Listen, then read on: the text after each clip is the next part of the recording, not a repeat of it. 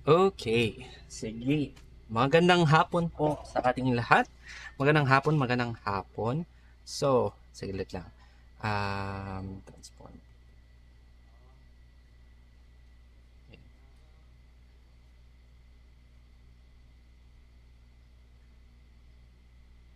Yan, baliktad pala ako. Okay, magandang hapon po sa inyong lahat. Ah, magandang hapon. So, ngayon naman, oras naman ng araling panlipunan na eh. Ngayon, hindi na, medyo magdadagdag na lamang po ako ng ilang mga bagay na hindi ko masyadong na-explain nung nakaraang Friday. Lalo na yung mga batas at kung paano natin sinusolusyonan ang problema ng sektor ng agrikultura.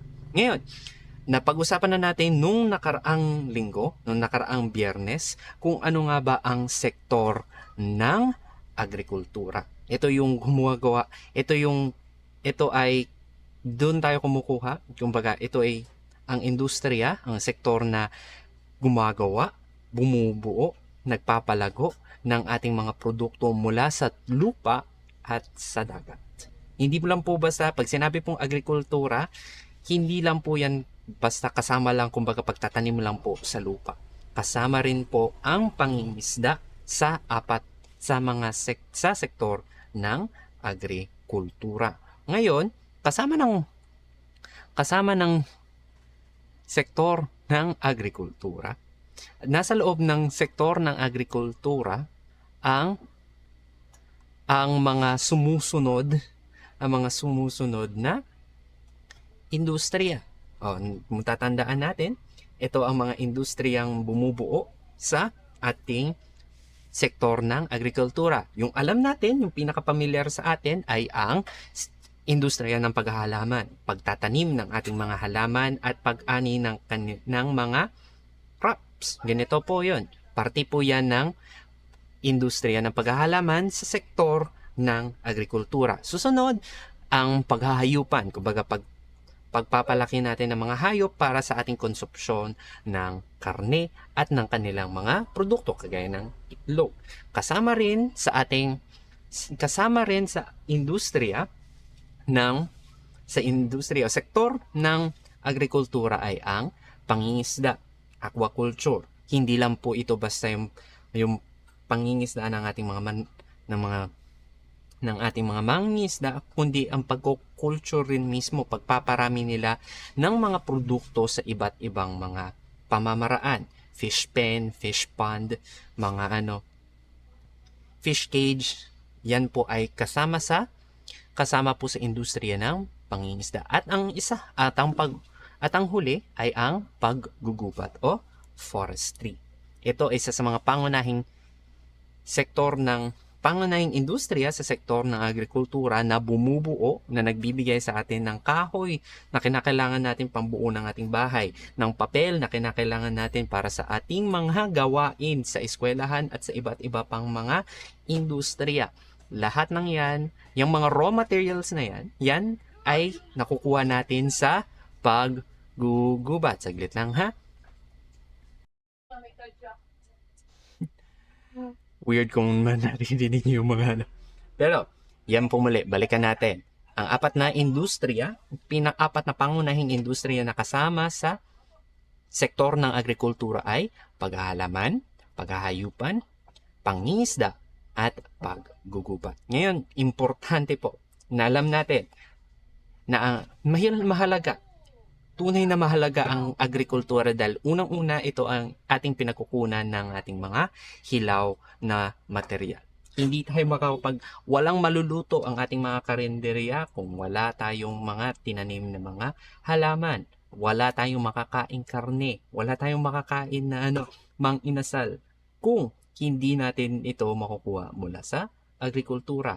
Wala tayong makukuhang papel, wala tayong masusulatang papel, wala tayong mabubuong furniture kung wala tayong hilaw na material. Yan ay binibigay sa atin ng sektor ng agrikultura. Ito rin ang sektor ng agrikultura ay kung isipin sa pinaka-importanting bagay, pinaka-importanting parte ng ating ekonomiya, hindi lang dahil sa kita, kundi dahil itong pinagmumulan ng ating pagkain. Pangunahing pinagkukunan ng pagkain ng ating mga mamamayan. Meron tayong import, meron tayong mga export, pero kung walang agrikultura, hindi makakakain ang isang bansa. Kaya, malaking bagay na matibay at malakas ang ating sektor ng agrikultura. Ngayon, isa rin sa mga kahalagahan ng sektor ng agrikultura dahil ito ay nakakapagkaloob ng hanapbuhay. Malaking porsyento, malaking bahagdan pa rin ng ating populasyon ang nakaasa o nabubuhay sa sektor ng agrikultura. Mga mangingisda, mga magsasaka, mga nagtatanim ng mga gulay, at mga nagpapalaki ng kanilang mga kahayupan. Marami po ang nakaasa at nakahangkla sa sektor ng agrikultura. Maging rin, pinanggagalingan rin ito ng ating dollar. Marami po tayong mga fresh produce, marami po tayong mga export na dinadala sa ibang bansa. Saging, pinya, marami po tayong dinadalang ibang mangga, marami po tayong dinadalang mga produkto sa ibang bansa, at ito ang isa sa mga pinakamalaki nating pinanggagalingan ng dolyar. Ngayon, marami tayong mga suliranin. Kaya ito ay review pa lamang po nabanggit na ito nung Friday, pero mas maganda na balikan natin ito. Maraming suliranin ang agrikultura. Una ay ang mababang presyo ng mga produktong ito. Hanggat hindi pa ito naproproseso, madalas hindi pa ito tumataas ng presyo. Masaklap man, pero umabot sa punto na nasa single digit lang. 7, 8, 9 pesos lang ang bili ng palay mula sa ating mga magsasaka. Masaklap pa dahil hindi sila nakakabawi dito. Dahil hindi nakakabawi, hindi sila kumikita. Kapag hindi kumikita, hindi nila napapalago, hindi nila ito na-i-invest pabalik sa kanilang mga anihan. Isa pa, meron ding malaking kakulangan sa infrastruktura at puhunan.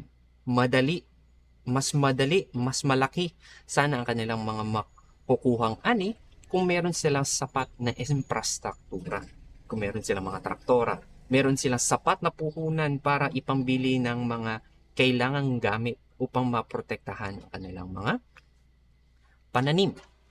Isa pa, kagaya rin na nabanggit ko, ito rin ay kakulangan ng makabagong kagamitan at teknolohiya. Hindi po basta-basta ang pagtatanim. Ang magtanim ay di biro. Lalo na kapag walang mga bagong kagamitan. Marami nang nalaman ng ating mga siyentipiko ng mga maayos, mas makabuluhan na teknolohiya at kagamitan upang pataasin ang ating mga nakukuha sa sektor ng agrikultura. Pero kung hindi ito nakakarating sa ating mga magsasaka at hindi nila ito nagagamit, hindi ito nakakadagdag sa kanilang productivity, sa kanilang mga ani. At dahil sa pagbabago ng panahon, lumalaganap ang mga sakit, lumalaganap ang iba't ibang mga sakit na pananim at mga peste. Isa pa sa mga masakit sa ulo, bakit nangyayari ay ang pagdagsa ng dayuhang produkto. Tayo sa Pilipinas, kapag dahil mahal na ang produksyon, kaunti lang rin ang nagagawa, kaya kulang ito para sa atin. Ang nangyayari, nag-i-import tayo ng ibang mga produkto na mas mura at nalulunod o na-overpower ng imported goods, ng imported market products ang ating market. Kaya natatabunan ang mismong produce ng ating mga magsasakang Pilipino. Ngayon, ayan, bago ako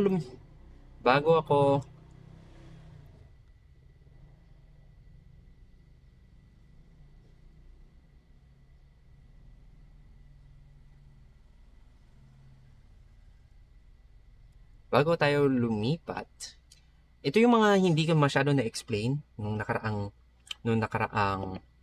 linggo. Pero, ito ang idadagdag ko po ngayon.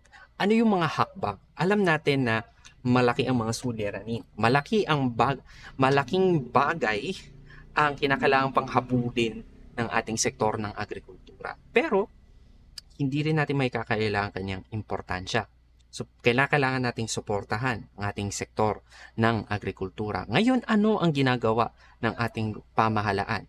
Ano ang ginagawa para sa sektor ng agrikultura upang magpatuloy, upang lumago ito, hindi ito mawala? Dahil imposible, nakakatakot mawala dahil wala tayong kakainin kapag walang sektor ng agrikultura. Anong pwede nating gawin para masuportahan at ang mas maganda, mapalago natin ang ating sektor ng agrikultura. Ngayon, isa sa mga sisimulan natin, historical ang titignan natin. Ano nga ba ang mga batas at mga pamamaraan na ibinigay na ginawa ng ating mga pamahalaan, ng mga nagdaan na pamahalaan upang tulungan ang ating sektor ng agrikultura. Ngayon, isa sa mga kinakailangan nating matignan. Dahil pag may malakas na agrikultura ang isang bansa, mas kaya nitong i-sustain ang mas malaki pang growth. Dahil ito ay kumbaga, sa hierarchy of needs, busog, may laman sa tiyan ang ating mismong ekonomiya. Ngayon, tingnan natin. Historical approach tayo. Magsimula tayo mula sa mga Amerikano hanggang sa kung ano yung pinaka latest o yung pinakamalalaking bagay na inaano natin. So sa simula, 1902, sa panahon ng mga Amerikano, nagkaroon ng land registration. Ito yung Land Registration Act of 1902. Dito pinasok yung sistemang Torrens na ang titulo ng mga lupa, kumbaga may mga kanya-kanyang lupa naman, may mga claim na ang mga tao sa kanila kanang mga lupa. Kinakailangan nila itong iparehistro. Kumbaga, ito ang aming lupa, ito ang aming gagamitin. So, isang parte na yon. Dahil kung merong nakatakda o may nagmimay-ari ng lupa, merong magbabantay, merong makakagamit ng lupa. Isang sa mga pinakamalaking problema o kinakailangang solusyonan mismo sa sektor ng agrikultura ay ang land use. Saan nagagamit ang mga lupang nasa paligid natin? Itong lupang bang ito ay natatamnan? Meron bang nagtatanim dyan? At sino ang nakikinabang? Kaya nagsimula ng land registration at pagdating ano ang idineklarang public land? Nakapaloob sa Public Land Act ng 1902 ang mga lupaing pampubliko sa mga pamilyang nagbubungkal ng lupa. Ang bawat pamilya ay maaaring magmay-ari ng hindi hihigit sa 16 na hektarya ng lupain. Huwag kayo malaki na po yung 16 na hektarya. Pero, ang po niyan, kung sino nagbubungkal, sino nagsasaka dyan, sa kanila ibibigay. Ngayon, pagdating ng Batas Republika 1160, dito po itinatag ang National Resettlement and Rehabilitation Administration o NARA. Ngayon, ito po galing po sa mga galing ito, context, binuo ang NARA para pangasiwaan ang pagmamahagi ng lupain sa mga rebelding nagbalik loob sa pamahalaan. Nagsimula yun, gera yun, maraming gerilya, maraming mga gerilya na namundok at kung tutusin ay kontra sa gobyerno. Itinatag, isinabatas ang Batas Republika 1160 para mabigyan sila, ma-resettle sila, mabigyan sila ng lupa, na kanilang magagamit para makapagsimulang muli. Kasama rin dito ang binigyan rin nila ang mga pamilyang walang lupa. Kasi paano ka magsisimula? Ang mga dalas po kasi, di ba, nangyayari? Ikaw magsasaka, may ibang may-ari ng lupa, makikisaka ka sa kanilang mga lupa. Tapos, pagdating ng anihan, hati.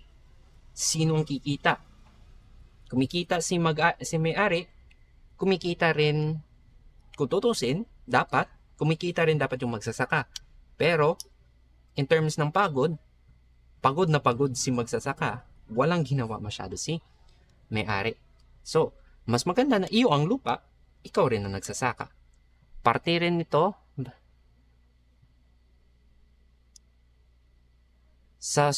ang mga susunod naman nito ay parating na sa sa mga republika nito.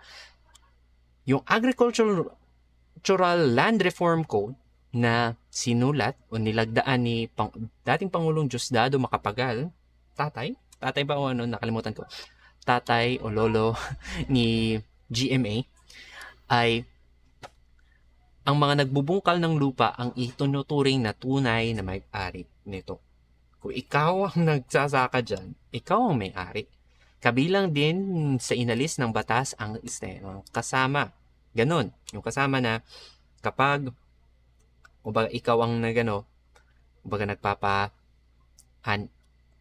ikaw ang nagbubungkal ng lupa na hindi iyo. Ang pagbilikin ng pamahalaan sa mga lupaing tinatamnan ng mga magsasaka ay sinimulan. Kumbaga, ang gobyerno ang bumili ng mga lupa. Tapos, ito rin ay ipinagbenta sa mga magsasaka. Dahan-dahan, para ang hulugan, para magkaroon sila ng sarili nilang mga lupa. Ngayon, kasama rin, atas ng Pangulo. Yung mga sumunod na atas ng Pangulo ng dating Pangulong Ferdinand Marcos Sr. and Ferdinand Marcos Jr.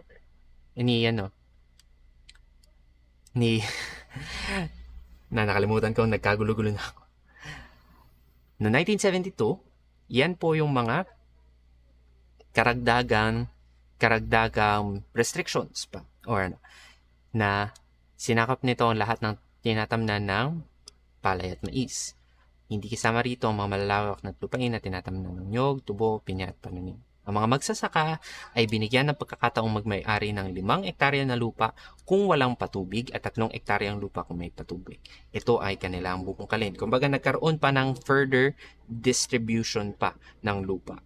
Again, kaya malaking bagay po ang may distribute ang lupa. Dahil kapag may lupa ang magsasaka, may sariling lupa ang magsasaka, wala na po siyang kahati sa kita mismo. Ito mismo yung magpapalago. Kumbaga, hindi na niya kinakailangan makipaghati pa sa iba. Ang kita ng kanyang dugot pawis na binuhos niya, sa kanya rin mapapadpad kapag nagkaroon na ng anihan. Ngayon,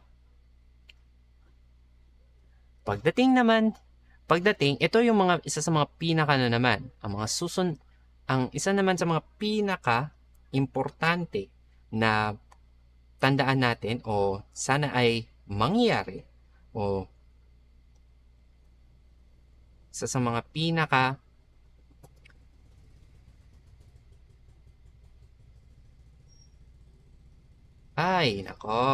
saglit lang. Okay? Meron akong nakalimutan, bigyan nyo lamang po ako ng 2 minuto. Little break na po. Yan. So, balik tayo sa ating talakayan. Ngayon, isa sa mga pinaka malaking panalo, big win para sa agrarian reform ay ang Comprehensive Agrarian Reform Law. Matagal na po ito. Ito po ay ang Batas Republic Act 6657 noong 1988 pa po. At dito nakapaloob ang Comprehensive Agrarian Reform Program. Ngayon, dito kumbaga ang gist ng na ito ay pamamahagi pa rin ng lupa. Kinakailangang ipamahagi ang mga lupa sa mga magsasaka upang masuportahan ang kanilang hanapbuhay. Ngayon, ito ay pap, pinama, pinapamahagi. May mga restrictions sa kung ano ang mga ipapamahaging lupa. Kumbaga, yung mga liwasan o parke, liwasan is parks, gubat o reforestation area, ibig sabihin yung mga protected areas po natin ay hindi kasama sa distribution ng lupa. Merong palaisdaan, tanggulang pambansa, ports, paaralan, simbahan, sementeryo, templo, watershed, diba? Yung watershed, kumbaga ito yung mga protected areas na pinanggagalingan ng ating tubig. Ngayon, ang pagbabayad sa lupa ng pamahalaan sa mga may-ari ay sinasagawa sa banda at mga paraan. Kumbaga bibilhin muli ang nangyari, yung mga may-ari ng mga malalaking lupa, bibilhin sa kanila ng gobyerno ang kanilang mga lupa at unti-unti itong ipapamahagi sa mga magsasaka. Maaaring magbayad ng salapi ng ilang porsyento at ilang bahagi na ay panagot o bonds ng pamahalaan. Ang lupaing higit sa 50 hektarya ay binabayaran ng 25-75. So baga, 25% cash na ibibigay sa may-ari, tapos 75 ay bonds ng pamahalaan. Ang punto lang po ng RA 6657 o Batas Republika 6657 o ang Comprehensive Agrarian Reform Law ay maipamahagi pa mas madagdagan ang mga lupang pwedeng ipamahagi sa ating mga magsasaka. Dahil ang magsasakang may sariling lupa, mas malaki ang kanyang kita. Mas marami siyang pwedeng gawin. Yun na ang ating Ngayon, pagpapatuloy natin, titingnan rin naman natin ang mga iba pang mga patakaran at hindi man siya batas mismo pero mga patakaran na rin na mga pinapatupad para matulungan ng ating sektor. Iba't ibang mga industriya sa sektor ng agrikultura. So parte pa rin ng CARP o Comprehensive Agrarian Reform Program. Dito nagkaroon ng mga bahay-ugnayan para sa mga magsasaka upang masigurong mayroon tayong suportang maibibigay sa kanila. Mga kooperatiba, gulayan para sa mga magsasaka. Parte po yun, mga markets, mga exchange zones, kumbaga doon bagsakan. Para sa meron ding nagkaroon ng scholarship para sa mga anak ng mga magsasaka para eventually, pag nakapagtapos sila, babalik rin sa pagsasaka pero sa mas malakas, sa mas technologically advanced na pamamaraan. Ito rin, meron din tayong kalahi agrarian reform zones. Kumbaga, ito'y pinamamahalaan na mismo ng gobyerno. Ito naman, tignan rin natin yung mga programa na para naman sa pangingisda. Ulitin ko, ang pangingisda ay parte pa rin ng sektor ng agrikultura. Ngayon, ang simpleng pagtatayo ng mga daungan, itong kumbaga general program, hindi man siya program pero general approach ng pagpapadami ng daungan at ng mga bagsakan ng isda ay nakakatulong po sa mismong paglago ng industriya mismo ng pangingisda. Kumbaga doon nila mailalagay ang kanilang mga produkto, ang kanilang mga kuha at mas mabilis itong mabebenta. Isa rin ang Philippine Fisheries Code of 1998. Ito ay kumbaga kung kailan nagkakaroon ng open and closed season, paano natin papamahalaan ang ating pangingisda. Paano ang pangingisda dito sa Pilipinas. Para hindi lang tayo ang makinabang, kundi mga susunod din na henerasyon. Yan po ay nakastipulate sa Philippine Fisheries Code of 1998. At isa rin sa mga hindi po kabaliwan ang research, okay? kailangan po natin ng research. At isa sa mga malaking bagay na nakakatulong sa pangingisda o sa industriya ng pangingisda ay fishery research. Paano natin mapapanatili ang yaman ng ating dagat sa pamamagitan ng resources development. Ibig sabihin, paano natin masisiguro na merong sapat na mapapangitlogan, mapapaglaguan ang ating mga kaisdaan sa dagat. Post-harvest technology. Ibig sabihin, paano natin masisiguro na ang ating mga nakuha, mga nahuli ay mananatiling sariwa at mas magiging valuable kaysa sa normal na ano. Ito ay pagpapayaman, pagsisiguro na maparami pa natin, mas ma-utilize natin ng maayos ang yaman ng ating. Isa rin, parte rin sa industriya ng pagtotroso o pagguba. Meron tayong Community Livelihood Assistance Program or CLASP. Sa ibang mga lugar, meron pong iba't ibang mga halaman o mga puno na kasama dito sa mga livelihood programs. May mangrove farming sa Bohol, kawayan sa La Union, meron din ata sa Iloilo. Lahat ng yan ay tulungan i-equip ang ating mga magsasaka, ang ating mga forest, ang mga taong umaasa sa ating mga kagubatan upang mas lalo itong magamit ng maayos. Community livelihood assistance lagi. Isa pa, kinakailangan rin nating magkaroon ng protected areas system. Kaya naitatag ang NIPAS o National Integrated Protected Areas System. Kumbaga, ano yung mga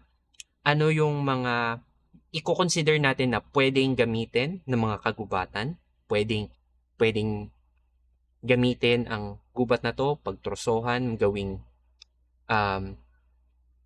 tree farm, o alin dito ang mga protected areas. Kasi marami naman talagang gubat. Ang tanong, alin ang pwede natin gamitin? Kaya doon tayo papasok.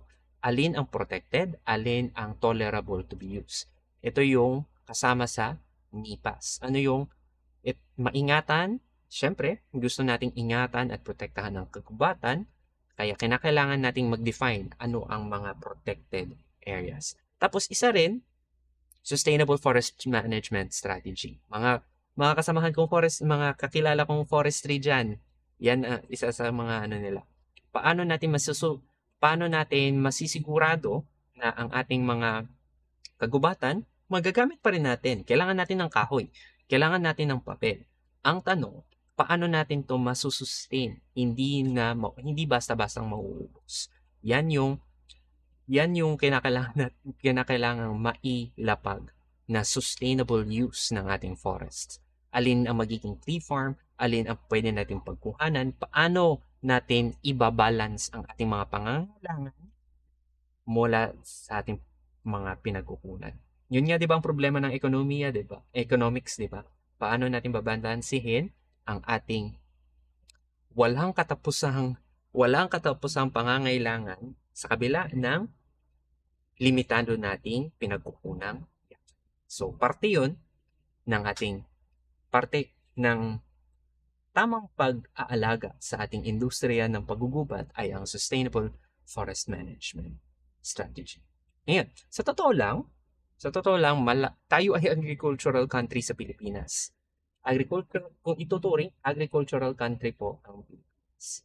Pero, hindi pwede na sa kagustuhan nating mag-globalize, mag-industrialize, ay maiwanan o hindi matuunan ng pansin ang sektor ng agrikultura. Muli nating babalikan, ito ang industriyang nagpapakain sa atin. Ito ang industriyang nagbibigay sa atin ng ating mga hilaw na material. Ito ay isa sa mga pinaka-importanting industriya na kinakailangan nating suportahan, kinakailangan nating bigyan ng pansin. Hindi lamang ng gobyerno kundi ng mga susunod na henerasyon. Hindi po im, ah, masaya siguro. Sa totoo masaya. Maganda, maganda ang iba't ibang mga trabaho. Pero isa pa rin sa mga pinakamagandang trabaho, isa pa rin sa mga pinakamagandang industriya na pwede nating lahukan ay ang industriya at ang sektor ng agrikultura. Dito tayo. Ang lupang nagpapakain, ang lupang nagbibigay sa atin ng kayamanan, dapat yun ang ating pagyamanin para sa mga susunod pang henerasyon. Okay, so yun na lang. 4:40 na 4:41, hindi ko nasasagarin ang 5 p.m. na klase hanggang 5 p.m. Pero bukas, pag-uusapan natin ang sektor. Isa sa mga sektor na isa sa mga pinakamalaking focus na. Kumbaga, kinakailangan nating balansehin rin agrikultura. Pero, kinakailangan nating sumabay sa takbo ng mismong ng mundo. At isa sa mga pinakamalaking sektor na gumagawa ng hakbang ang pamahalaan upang palawakin at palakasin ay ang sektor ng industriya. Ano kaya ang mga nasa sektor ng industriya? Bukas, sa mga group chat ninyo, antabayanan nyo, sino ang pagagawin ko ng ating index card. Okay? So, chat na kayo agad sa mga grade 9 humility, grade 9 understanding, group 1. Tapos na tayo sa sektor ng agrikultura. So, handa nyo na dapat, ihahanda nyo na, magtutulungan na kayo ng inyong mga kagrupo para isulat ang inyong mga notes sa isang whole index card, yung sa 5x8 na index card, dahil yun ang inyong group output para sa quarter na ito. Okay? Ang susunod na topic, ibang grupo naman ang maggagawa ng ating reviewer. Okay? So, nasimulan na natin, pinag-usapan na natin, kumbaga marami tayong pag-uusapan dapat ngayon, Araling Panlipunan 9. Pero kanina napatingin ako sa cellphone, pakainit, nagwa-warning na si Google, extreme heat. 37 po ang heat index, masyado pong mainit. Kaya, inom lagi ng tubig. Ngayon, napag-usapan na natin ano ang konsepto ng pag-unlad. Ano ang pwede nating gawin para dito. Pinag-usapan natin ay isa sa mga pinaka-importanteng sektor. Ito ay ang sektor ng agrikultura. Isusunod natin ang sektor ng industriya. Pagkatapos, ang sektor ng paglilingkod o services sector. Susunod ay ang ating informal sector. Ano yung mga kabilang dito? At ang panghuli, let's go global. Ano ang nasa panlabas na kalakalan or global trade? Ano ang mga nandito? Yan yung meron tayong 5 sektor na pag-uusapan. Meron ng 5 grupo na isang po dyan. Okay. Titingnan natin sa chat. Tingnan natin sa chat. Mahina talaga, matumal talaga sa YouTube. Facebook, aram ko. Hindi ko alam kung meron pa ba may nanonood ba sa Facebook. Pero maraming reactions. Wow. Hello po. So yan.